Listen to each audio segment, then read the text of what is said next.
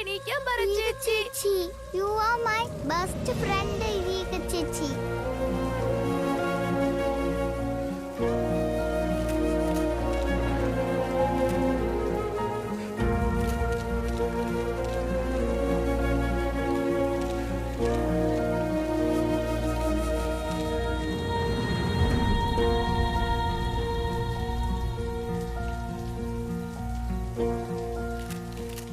നിങ്ങൾ കണ്ടില്ലേ, അച്ഛനും അമ്മയില്ലാത്ത എത്ര കുട്ടികളാണ് ഇവിടെ മരിച്ചു കിടക്കുന്നത്. അനാഥരെന്ന് വെച്ചാൽ മാനത്തുനിന്ന് പൊട്ടി വീഴുന്നതല്ല, നമ്മുടെ കടമകൾ മറന്ന് വേണ്ടെന്ന് വെച്ച് വലിച്ചെറിഞ്ഞ കുട്ടികളാണ് അനാഥരായി മാറുന്നത്. ആഹാരത്തിന് വഴിയില്ലാതെ കഷ്ടപ്പെട്ടുകൊണ്ടിരിക്കുന്നു. അല്ലെങ്കിൽ ആ ഭഗവാനെപ്പോലുള്ള ആൾക്കാരുടെ കൈകൊണ്ട് ഇങ്ങനെ ബലിയായി തീർന്നു.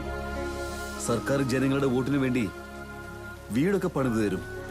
അതുപോലെ അരി, പരിപ്പ്, എണ്ണ, ഇതുപോലെ ഒരുപാട് സാധനങ്ങൾ തരും.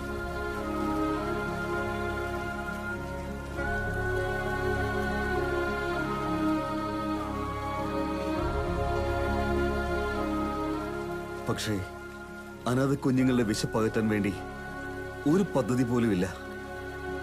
ഒരു ക്ഷേത്രത്തിൽ നിന്ന് പോലും വളരെയധികം വരുമാനം നമ്മുടെ ഗവൺമെന്റിന് ലഭിക്കുന്നുണ്ട്. പക്ഷെ ദൈവം തുണയെന്ന് കരുതുന്ന അനാഥ കുഞ്ഞുങ്ങളെ അവർ ശ്രദ്ധിക്കാതെ പോകുന്നു. എല്ലാവിധ സുഖ സൗകര്യങ്ങളുള്ള ആൾക്കാർ കൂടുതൽ സൗകര്യങ്ങൾ നേടാനായി പൊരുതി വിജയിച്ചുകൊണ്ടിരിക്കുന്നു.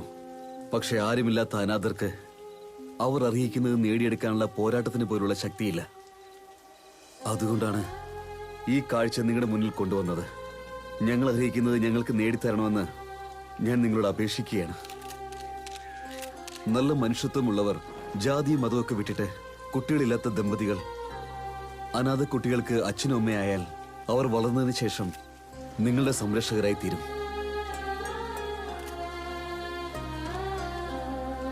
ഒരു വട്ടം ഒന്ന് ചിന്തിച്ചു നോക്കൂ പ്ലീസ്. എന്നോട് ക്ഷമിക്കൂ വാണി, എനിക്ക് നിന്നെ രക്ഷിക്കാനായില്ല. ഇനിയൊരു ജന്മം ഉണ്ടെങ്കിൽ അതിൽ നീ എന്റെ ഫ്രണ്ട് ആയിരിക്കണം.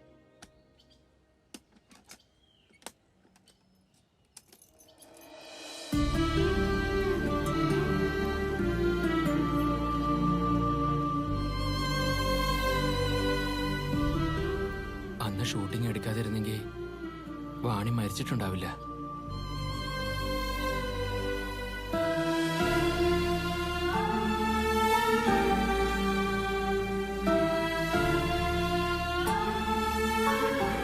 ഇനി മുതൽ നിന്റെ അച്ഛനും അമ്മയും എല്ലാവരും ഇവരാ കേട്ടോ. ശരി ചേച്ചി. ഈ കുഞ്ഞിനെ ഞങ്ങൾക്ക് തന്നതുകൊണ്ട് ഒരു കുഞ്ഞില്ലാത്തന്റെ വിഷമം മാറിക്കിട്ടി. താങ്ക്സ് ഗീത. വെറും 10 മിനിറ്റിനകം ബസ് പുറപ്പെടും.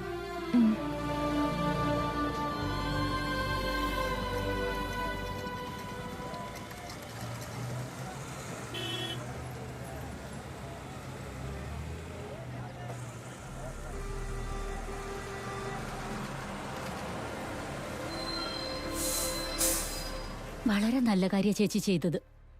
ചേച്ചി പറഞ്ഞ പോലെ ഞാൻ കല്യാണശേഷം ഒരു കുഞ്ഞിനെ പ്രസവിക്കൂ, മറ്റൊരു കുഞ്ഞിനെ ദത്തെടുക്കൂ.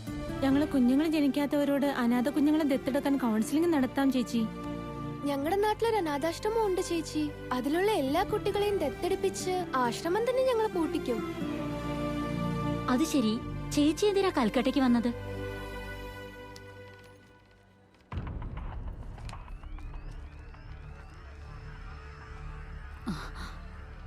ആരാ ചേച്ചി ഇത്? ഹൈദരാബാദിൽ ഭഗവാൻ എങ്ങനെയാണോ കൽക്കത്തയിൽ ഇവനും അതേപോലെയാ.